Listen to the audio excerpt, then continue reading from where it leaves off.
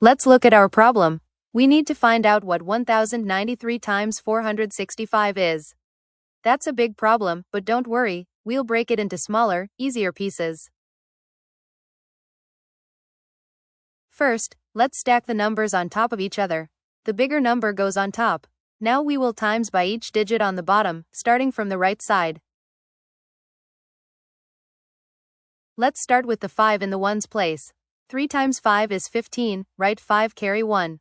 9 times 5 is 45 plus 1 is 46, write 6 carry 4. 0 times 5 is 0 plus 4 is 4. 1 times 5 is 5. That gives us 5,465. We write 5,465 as our first line under the bar. This is our first partial product. Great job so far. Now let's times by the 6 in the tens place. 3 times 6 is 18, write 8 carry 1. 9 times 6 is 54 plus 1 is 55, write 5 carry 5. 0 times 6 is 0 plus 5 is 5. 1 times 6 is 6. That gives us 6,558.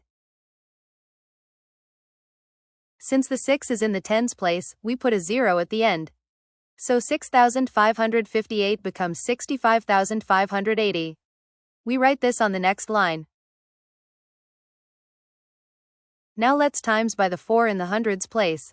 3 times 4 is 12, write 2 carry 1.